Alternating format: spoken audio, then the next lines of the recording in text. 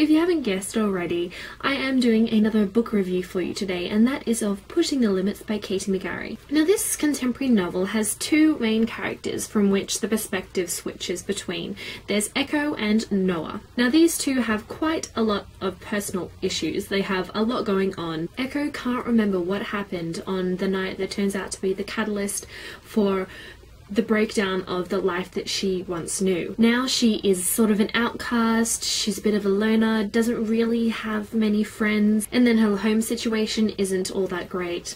Then we have Noah, and he is in foster care, and so are his brothers, and he's trying to, you know, fight for custody. Eventually their lives collide, and just things happen from there. So this is another one of my favourite contemporary books ever. This book and the feels, it was all over the place. It was just, I just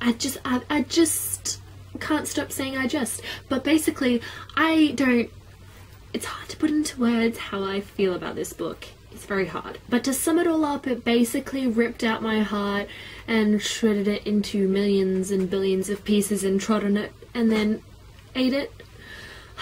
From about the midpoint of this book onwards, I was constantly in tears. It just kept on making me cry, more so than The Fault in Our Stars. I couldn't stop crying. I couldn't help it. It just made me so sad. Even when things weren't sad, I'd cry. Even when things were happy, I'd cry. All the time, I was crying and crying and crying. I was a mess. So yeah, I loved this story, and I loved the relationship between Echo and Noah, and I loved everything that happened, all that happens in their lives, and the growth and development, just everything. It was awesome. So our two main characters had a lot of depth to them, which I really liked.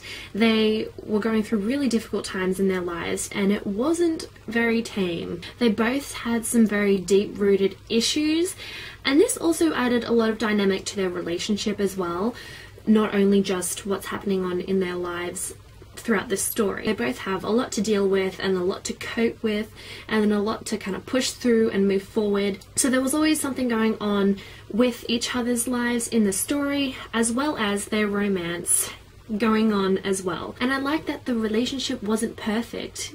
I mean, it wasn't this sweet little romance. There was a lot of, you know, hard situations that they both had to go through because they're both quite damaged.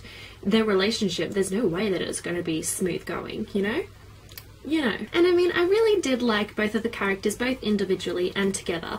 They were quite similar in some ways, from their tough life to their very deep scars, and also their stubbornness, which, you know, caused a bit of conflict and a bit of banter at times, and it made things more entertaining. One thing that did tick me off was Echo's friends. They were terrible friends, with the exception of one. But I mean, who does that? I mean, come on, who just rejects that? I mean, I could understand if Echo did something absolutely terrible to them, but they just kind of left her, which made me really not like one of the characters, Grace in particular.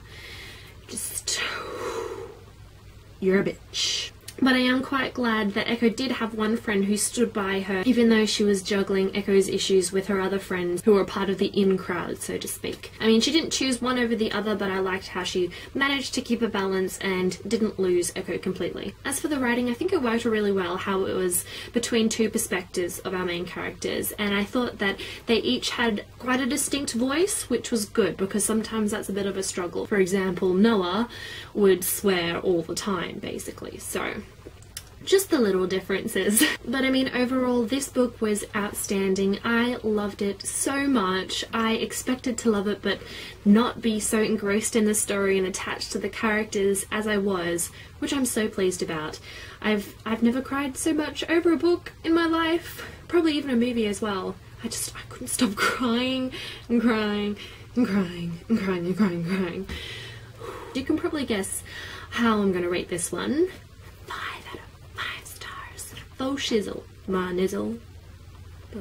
So yes, that's all I have for you today. I hope you enjoyed this review. So let me know in the comments if you liked it or not. And in my pants, as per usual as my book reviews, I do have a link to book depository to buy it if you'd like. It goes through my affiliate program, which I started up a little while ago on my blog.